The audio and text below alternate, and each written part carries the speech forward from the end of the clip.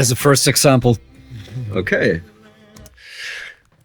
Welcome back to the channel. Here we are again, and this time with another episode of great plugins in the MIO Console.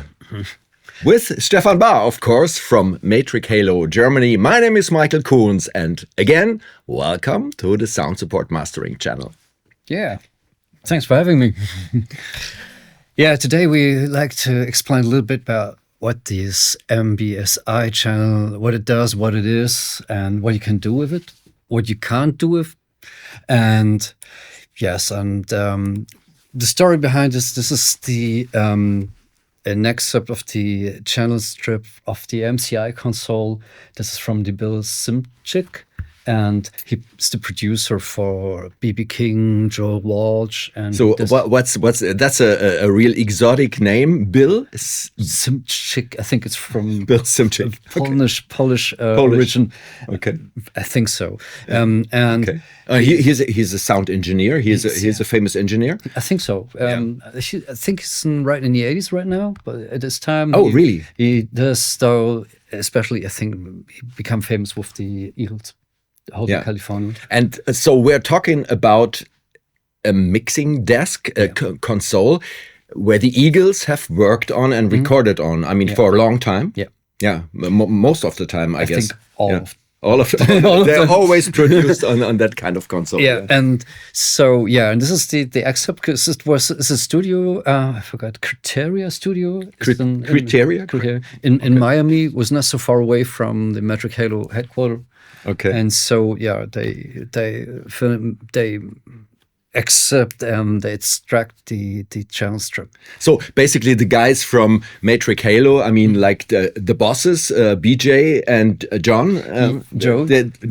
Yeah, this is in cooperation with Make Believe. This is another studio, and they work together with the stuff, and then they create. And Metric Halo delivers the technology to do that. And I think there's another aspect that we can chat with BJ about it, how they exactly going to do that. Because this is pretty interesting. I know it is, but let's leave this for a good cliffhanger. Yes. It's different, I can tell you. Okay. And but let's dive into it. I think, first of all, this is the classic channel strip. You have those trims. You have here some, let's say, it's, in this case, suppression, compression, again, later that, an EQ section, and some controls, and of course, the volume.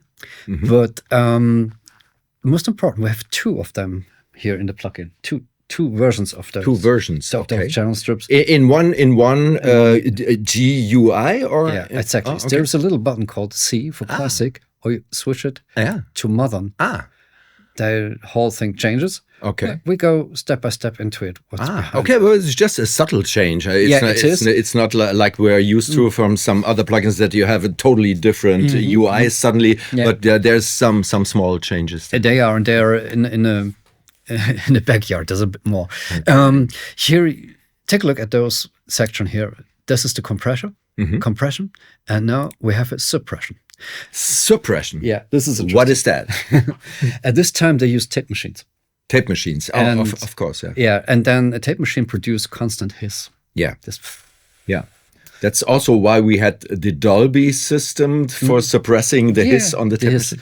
And this was a suppressor that was on each of those channels. Imagine you have the 32-channel console and with a lot of tracks from tape, and this adds up a lot of noise, especially in case when there is nothing recorded on the track. Yeah, of course. There is, or just recorded silence. Yeah. And to keep this hiss away, they have a suppressor. And it works that way that underneath that threshold level, they suppress the noise by the amount you adjust here. For example, here you mount a depth of suppression of 10 dB, how far you want to go, and the time curve, how long it takes or how fast it works. So, pretty simple thing. Nowadays in modern production, you don't use this so. Well, you have a signal to noise ratio far beyond, and even 110 dB or something like that. So that's not an issue anymore. Yeah. But the interesting thing, why it ends up in this thing, in the MBSI, this creates some very interesting type of distortion. Okay. But let's go step by step. Okay. First of all, I here in the menu the readout for all those parameters. So you can see if you're going to change something, you can see this here in the console directly, in the MIO console directly inside it. Let me just explain one thing. We're doing this intentionally. In the MIO console, we want to point out that you basically wouldn't need a DAW to perform with those plugins. You can do it directly in the MIO console. Yeah, exactly. Just for people that might not be so familiar, with the MIO console. Yeah. Of course, here's the trim. And it's just more gain, more loudness. More or less, depending on the level your file is. And here we have the first thing, the switch between line level, mic level. Yeah. And overdrive. Overdrive, exactly. Overdrive is distortion, right? Yeah. I come back to this. Yeah. First of all, the line is the most cleanest approach into the MBSI. Yes. This is, as all those classic consoles, it's transformer based. And a transformer has one thing, it acts like a filter. Especially in the higher upper node, in the upper area of the frequency range, it's like a high cut. And so not a shelf, a little bit shelf. It's a very round thing that. But you can see it if you. You can see it, especially if you're going to boost this. Let's see. Okay. Let's take a look at it. I just push a little bit the frequencies, and if you're going to switch now to the mic channel, so if you're going to change, you can see a subtle change in the frequency response. Yeah. Now you can see it. So this is the thing, when you use this on a mic channel that was typically used for vocals or something like that, you can have a little different frequency shape. It works a little bit against this transformer effect that you got. So it lifts up a little bit the high, cuts the lows. The mic channel also added a little bit more harmonics. And one question that comes up my mind when I see this steep curve. I mean, you can't talk about a curve. It's just like I don't know how to say that, like an abyss, But that's not causing pre-ringing? No? No. It isn't? Okay, before we jump into this digital binary magic, Okay. Let's keep this for BJ. Another thing is we have those overdrive. And this is a thing that was an idea that comes from Rick Shawn, I think. He patched two of those preamps together to add more distortion. So take your Fender Precision, plug it in, trim it the way you want, and enjoy. It makes a very nice distortion. Okay, let's go back further on. We explained a little bit the suppressor, the EQ. Pretty interesting. This is those classic thing that you have from passive equalizer design. The curves of those filter functions interact with their frequency. So depending on the position where you got, the shape of the bell changes. And so you can do a really crazy thing with the thing. So I overdo a bit, but for example, if you're going to lift this up, you can see, take a look at the shape of the thing. When you're going to change the frequency, how the bell is changing. You can see how it.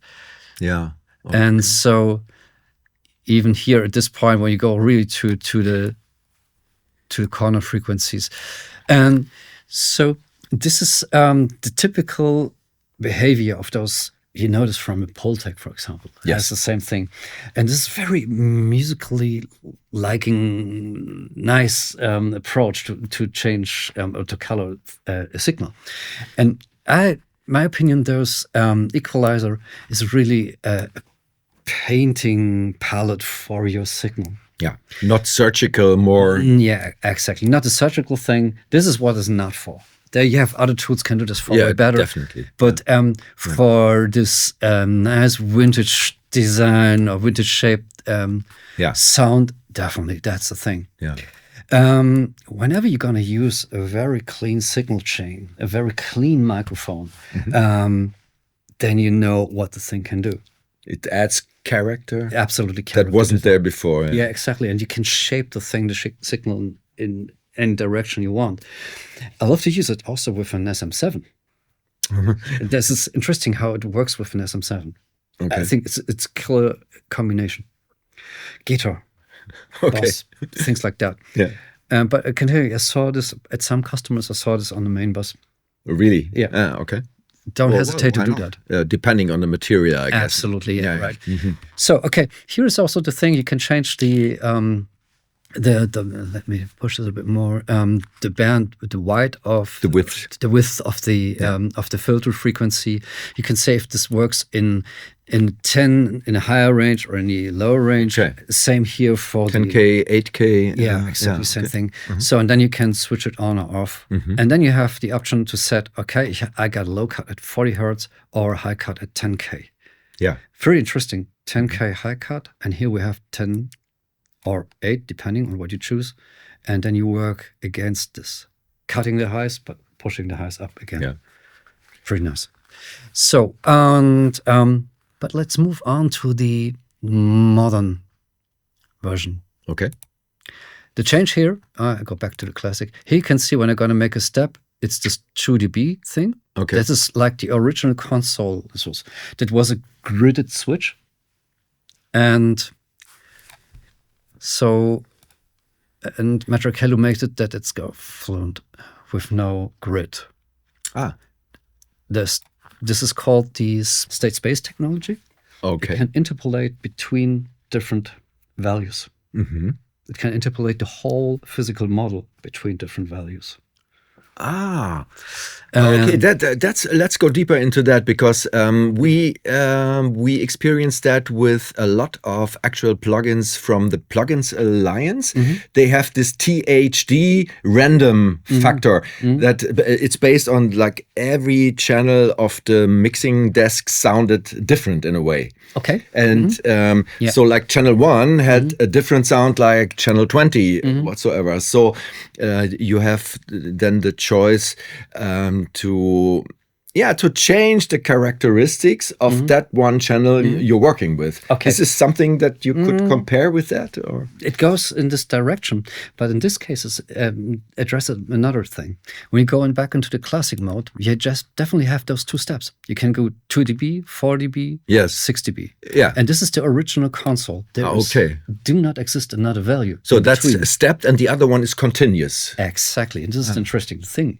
That in a classic approach, when you're going to do something like that, and there is a massive amount of vintage-style plugins in the market, basically, they are impulse responses. Okay.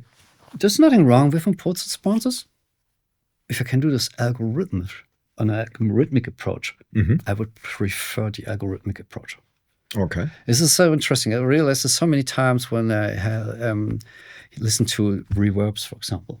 Sometimes you have a good impulse response of a reverb, and it works in your mix. But sometimes it totally does not. Then you need to use another one. Using the algorithmic approach, you can change the values in the way you want. So in the original version, the classic module, there are just gridded steps everywhere. So you have some frequencies. This is based on the technology that they got. For each of the value you're going to set, you switch the part and you got certain values. A cap, a resistor, a coil, whatever. So, and this is the thing. On here, you have contents values. You can say whatever you want. Okay. So are we ready to listen to a little bit what this thing does with the track we have played already a little bit in the beginning? Okay, let's do some more. So give me 3 minutes. Okay. Then we are there. Because it's we're learn when you understand what the thing do. Yeah. You're able to listen to the details. Okay. You're understanding the details. Yeah, of course. And listening. Because we have not the suppressor, now we have the compressor. Yes. And compressor, pretty nice. Because, of course, here you switch it on and off. Here you can also adjust the level of compression that you want to apply to the signal. So you can go 20 dB, then it moves 20 dB up and down, whatever you want, or make 20 dB gain reduction. And this is just called depth. Depth, this is how depth the compressor should work. But you can say, hey, I just want to let them work until 6 dB.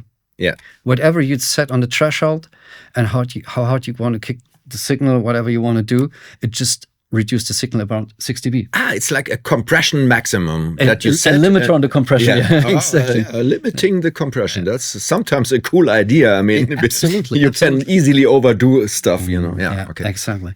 And so, and here we have the attack time first. It's just like 1176, turned to the fastest mode. Yeah. Knob to the left, knob to the 12 o'clock position, and this works like a VCA compressor. Yes, I really like those simple stuff, you know, because it's not like you have 100 possibilities. You just have fast, medium, and slow. Exactly. That's cool. Yeah, and then you have the release time, then you can adjust. Yeah. So if you're a friend of using a lot of compression and fast release times, not to harm the signal, I would recommend try out the slower approach. It works so with the music, beautiful. Like the slow release. Slow release. Go slower as you used to. Okay. Try it out. It works. Yeah. Okay. And so here are the different little changes here in the equalizer.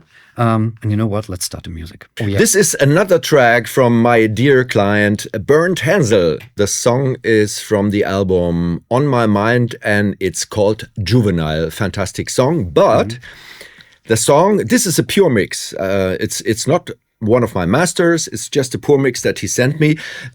Pretty nice, but it's a little bit woolly. It's not loud enough yet. I mean, it doesn't have reached the end loudness that you would, you know, for publishing on even streaming platforms. It's not loud enough. So we could work on the muddiness is such a negative term, but basically we could work on that, see what we can do in terms of the highs, make it more smooth whatsoever, and of course on the loudness. That would be my idea so far. Let's see what it does. Yeah.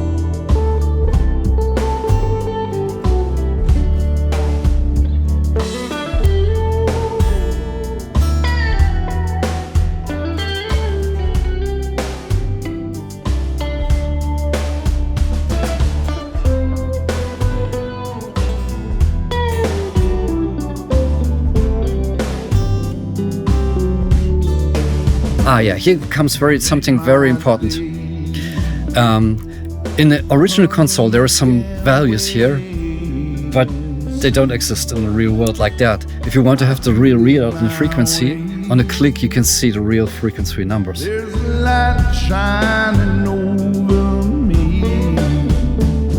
What's going on?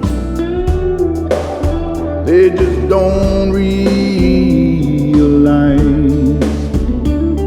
I know they're wrong. I can see it in their eyes. I definitely recommend to use the bypass button a lot. Juvenile, heaven and the light I see. Paradise, righteous in the word of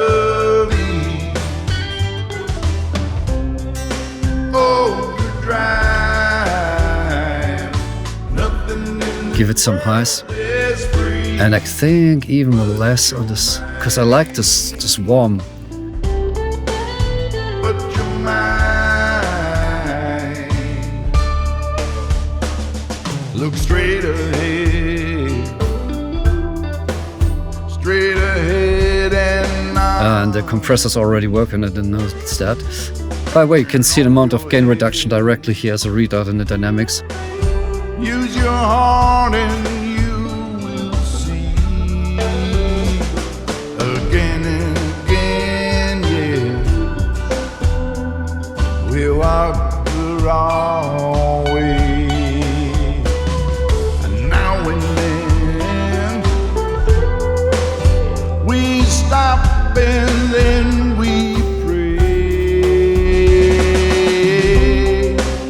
Juvenile,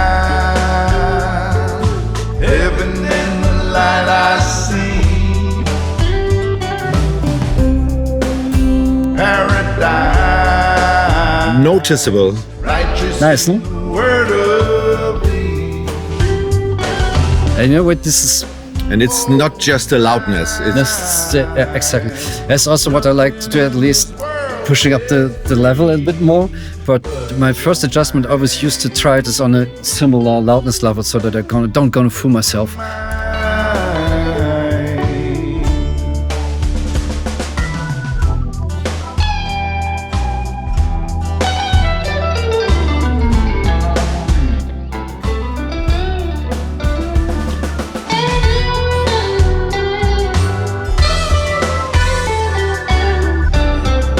we stop for a moment. Yeah, we'll stop for a moment. Cool. I hope we gave you enough room to really listen to the changes, but it should be working. It's always, you're tempted to talk a lot about what you're doing here, so but you have to, of course, hear what's happening.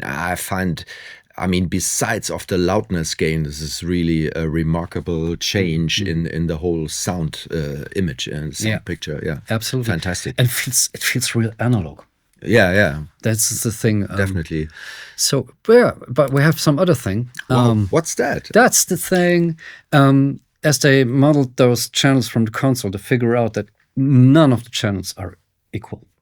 This is what I was pointing at. Yeah, exactly. At this THD random stuff. Yeah, and this is so you have the opportunity to adjust, for example, the tolerance rate of the box, so that it has a different thing. So if you're using those in more than one channels in your DAW, you can really change each of those channels. That was my next question. Yeah. I mean, if you have something like this, is it a cross-channel working? I mean, you know what I mean? So you must the interference between those different channels from one to the other. Yeah. This lies on the DAW. I know that Studio One got this. I do not know how. That's depending. That's a feature that the DAW has. Yeah, should have. Because of course, this is just a plug-in inside the channel. Okay. Don't affect the code of the DAW. Okay.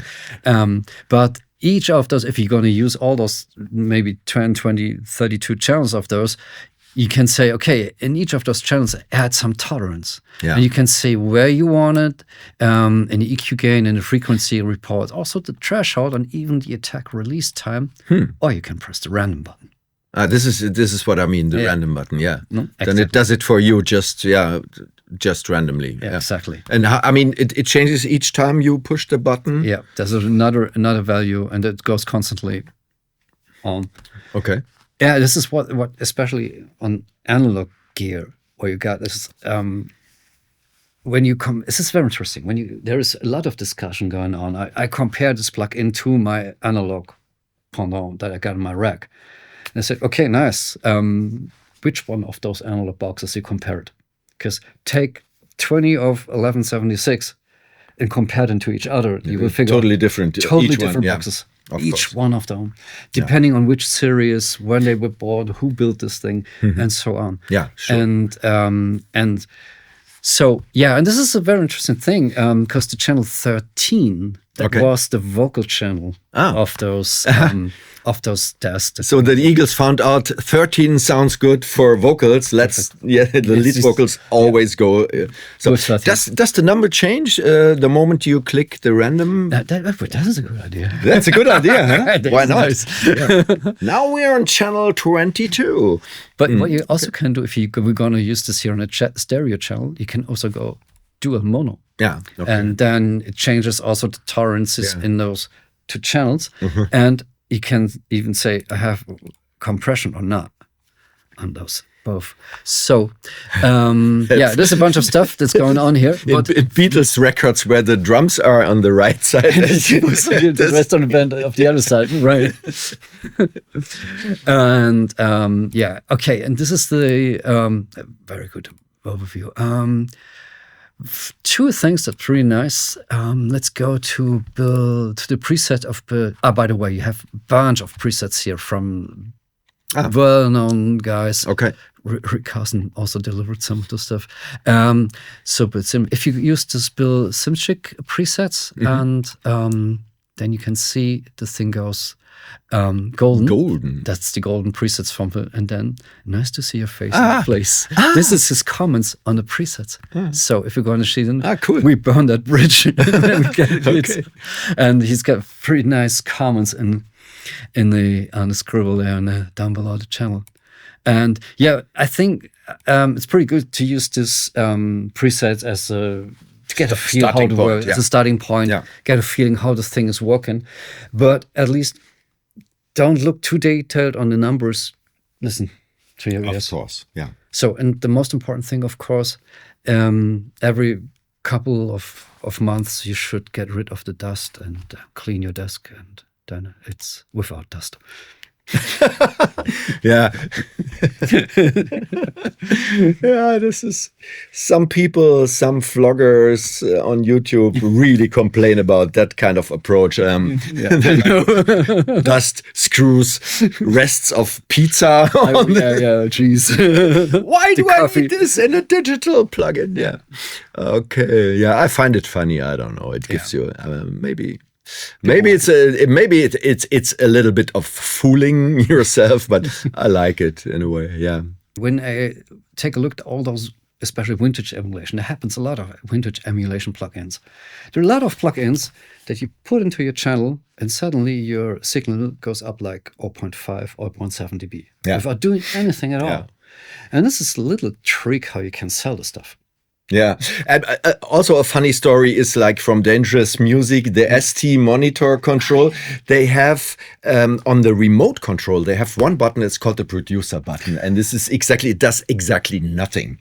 And if the producer is still not satisfied with your mix and said, "Okay, let's try this one," and you push it, and then wow. Why didn't you do that first? In the first place, it sounds fantastic, and it does absolutely nothing. It's psycho. I don't name this guy, but there was a pretty well-known producer here in Germany. He made a really big box, something like that. So like the Steam Child in this size, with a huge switch on it and a very big light.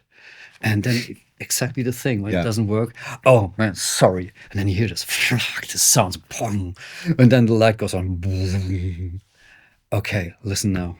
Yeah, that's it. That's it. I buy it. Exactly, man. Thank you. This is exactly. So, yeah, that's pretty much it, huh? I mean, yeah, I think it's okay. You know what? I'm going to provide some presets for the SM7. Okay. Just drop me a message and then give you down. We're talking about the SM7B, like those classic microphones. Yeah. Okay. Well, okay, that was it with the MBSI plugin that was used in the console where the Eagles recorded. And I hope you like it. If so, please give us likes and thumbs up and stay tuned. Yeah, see you next time. Bye-bye. Just push play.